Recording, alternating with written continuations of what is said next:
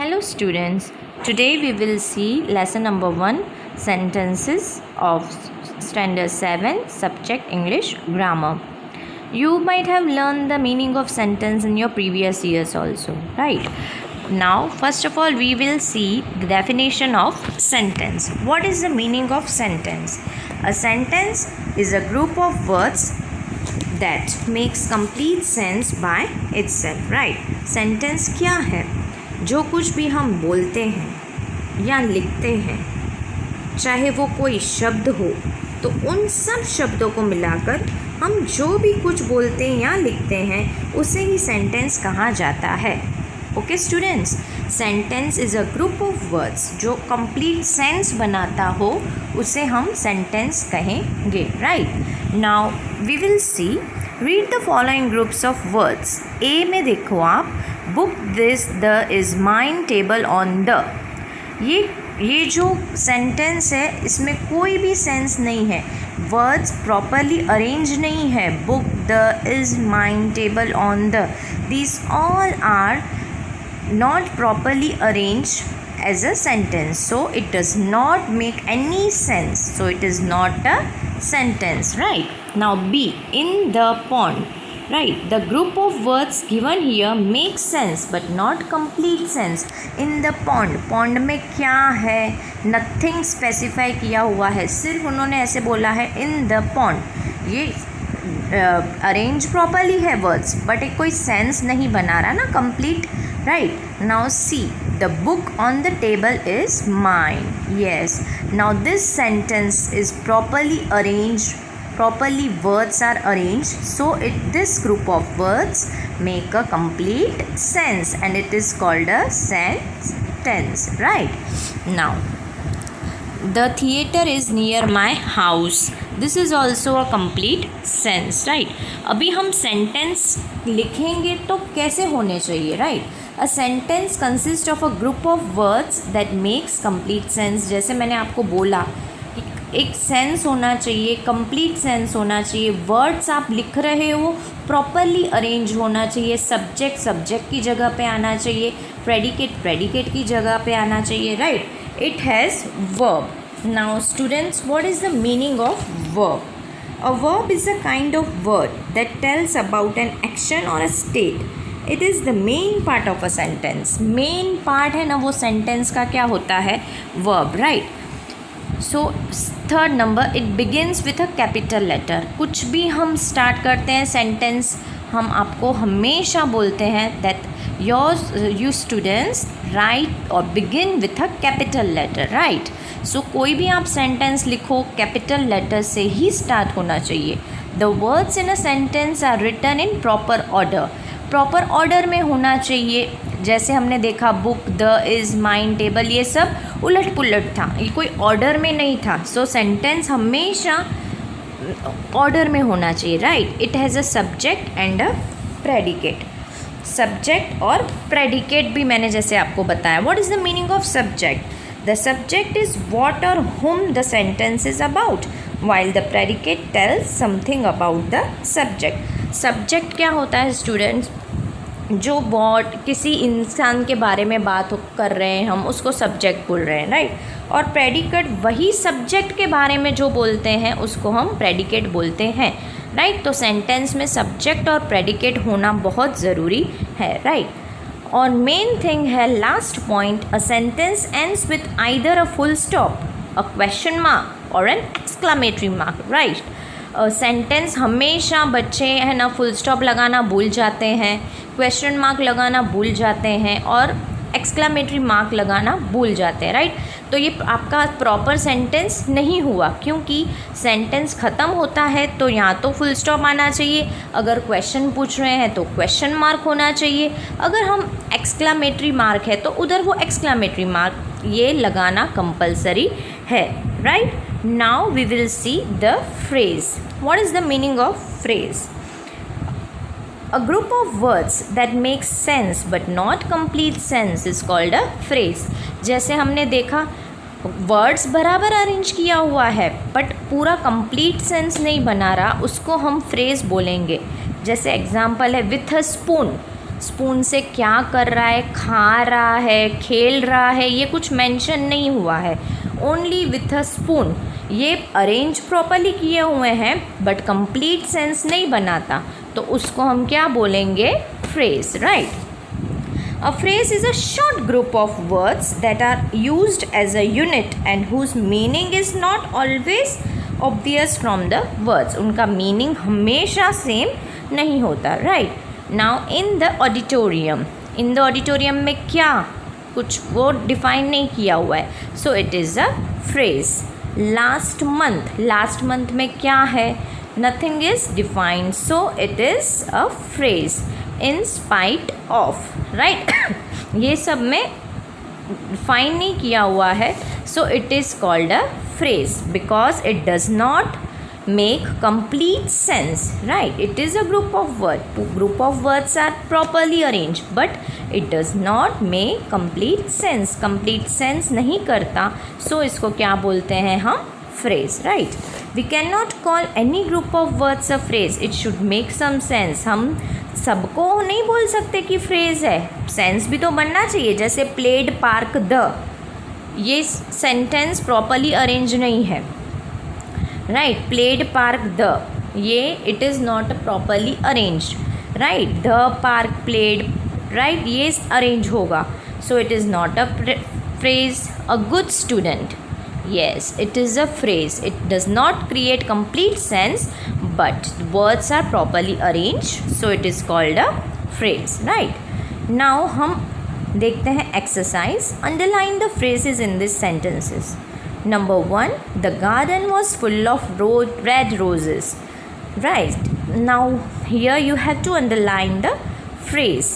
मैंने आपको बोला था phrase हमेशा कंप्लीट सेंस नहीं बनाता है, तो in first number what will come students, yes, full of red roses. In second number, she is always in a hurry, then what will come, in a hurry, right? Third number, this water is not fit for drinking, so what will come, not fit for drinking. Fourth number, in spite of starting late we reached in time, so what will be the phrase, in time, okay? So I think you understood the meaning of phrase and sentences, right? Now second exercise, pick the group of words that are sentences. देखो, आपको simple टिक करना है जो sentences है। Sentences हमेशा capital letter में start होता है, फुल स्टॉप है, क्वेश्चन मार्क है, एक्सक्लामेटरी मार्क्स है, वो सब होते हैं, राइट? फर्स्ट नंबर देखो, विल नॉट बी, ये तो कैपिटल लेटर भी नहीं है, फुल स्टॉप भी नहीं है, सो तो पता चल जाता है कि ये सेंटेंस है ही नहीं, right? In second number, how long have you, sorry, I am very glad that you came, here full stop is there, first letter capital है, प्रॉपरली अरेंज्ड है, तो ये सेंटेंस हुआ। Third number, how long have you been staying here, ये question mark है, question पूछ रहे हैं कितने टाइम तक आप इधर रहोगे, right? So it is a sentence. What a beautiful dress, it is a exclamatory sentence, right? So it is a properly arrange, it is a sentence. No one has gone, इसमें नहीं capital letter है, nothing is there, so it is not a sentence. Six number, it is a probability, here also no capital letter, no full stop, nothing, तो ये question sentence नहीं है। 7 number, India's victory, ये भी नहीं हुआ because सिर्फ इंडियाज़ विक्ट्री है, ये फ्रेज हुआ, ये सेंटेंस नहीं हुआ, right? 8 number, I enjoyed every moment of the game, yes, this is a sentence. Please ask her to come inside, ये भी पूरा फुल स्टॉप है, फर्स्ट लेटर कैपिटल है, प्रॉपरली अरेंज्ड वर्ड्स है, तो ये भी सेंटेंस हुआ, right? He has gone to school, see here also first letter. Student, we will see the parts of sentence, right? A sentence is made up of two parts, namely subject and predicate. Subject, it is a part of sentence which tells us who or what the sentence is about.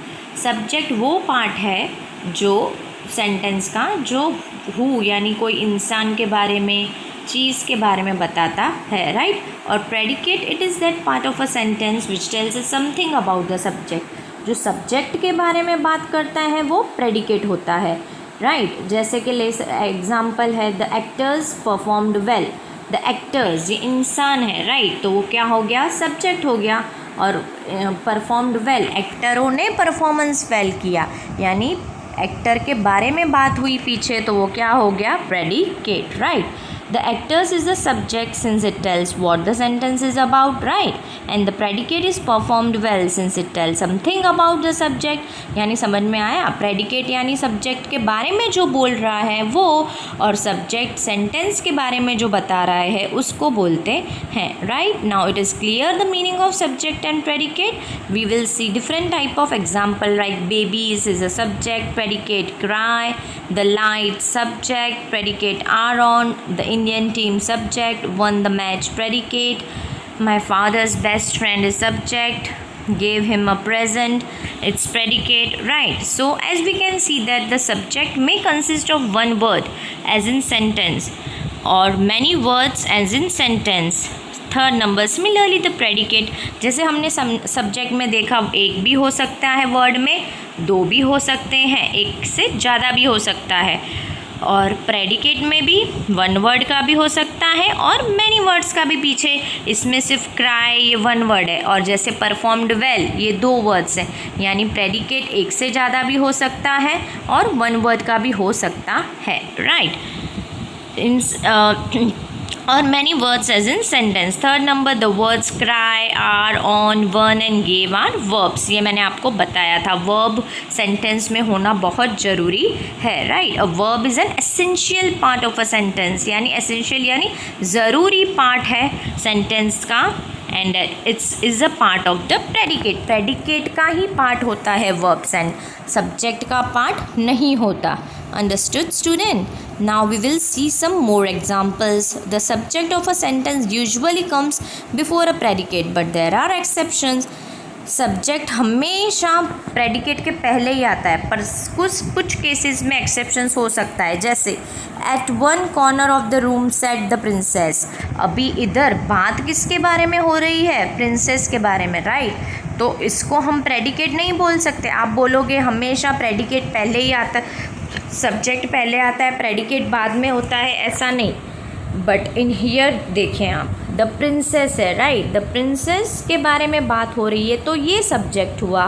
And at one corner of the room sat, ये क्या हो गया, predicate, right. In that jungle lived a lion, right, ये lion किसके बारे में बात हो रही है, इधर सब्जेक्ट कौन है, लायन, और लायन क्या कर रहा है, वो रह रहा है, तो हम प्रेडिकेट किसको बोलेंगे, इन दैट जंगल लिव, ठीक है। सो हम सेंटेंस को देख के सब्जेक्ट और प्रेडिकेट बनाएंगे, ना ही कि सब्जेक्ट हमेशा पहले आता है प्रेडिकेट बाद में आता है, that is not like this, okay. In imperative sentence the subject is not mention but implied.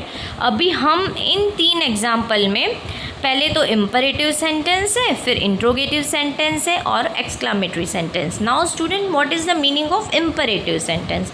Imperative sentence यानी किसी को सलाह देना या किसी को ऑर्डर करना, राइट, उसको इम्परेटिव सेंटेंस बोलते हैं। जैसे कि go there, yes, have 2 capsules daily, ये सलाह देना हुआ, गो देयर ये ऑर्डर करना हुआ, तो ये कैसे सेंटेंसेस हुए, yes, imperative sentence. Here you को सब्जेक्ट बनाया है और गो देयर को प्रेडिकेट, मतलब गो देयर ये किसको बोल रहे हैं, हमको, यू को, ये सामने वाले को, तो इधर यू हुआ सब्जेक्ट और गो देयर हुआ predicate.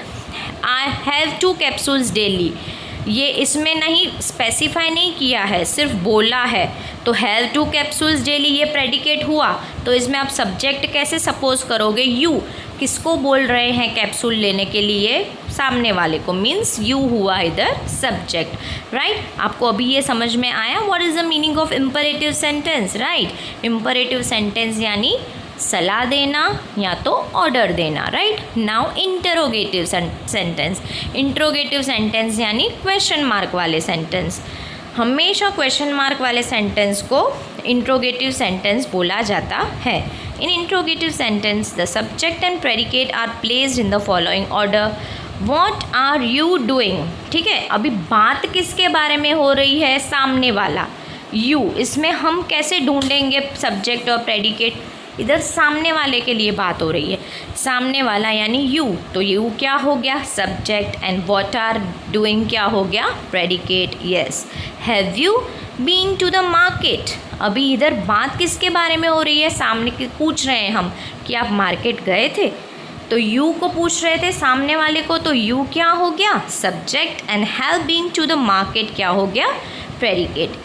Yes, now in exclamatory sentence कैसे स्टार्ट होता है, wow, how, what a good boy, wow, what a beautiful dress, सब एग्जागरेट किया होता है वर्ड्स को, उसको हम एक्सक्लामेटरी सेंटेंस बोलते हैं। और इसमें हम सब्जेक्ट और प्रेडिकेट कैसे करेंगे, हाउ ब्यूटीफुल शी इज़, अभी किसके बारे में बात हो रही है, शी यानी लड़की, इधर लड़की के लिए बात हो रही हो तो शी हुआ subject, and how beautiful is हुआ predicate. What a good boy John is, ईयर तो नाम ही दिया हुआ है जॉन, तो वही सब्जेक्ट होगा, it's simple right, and what a good boy is वो क्या हो गया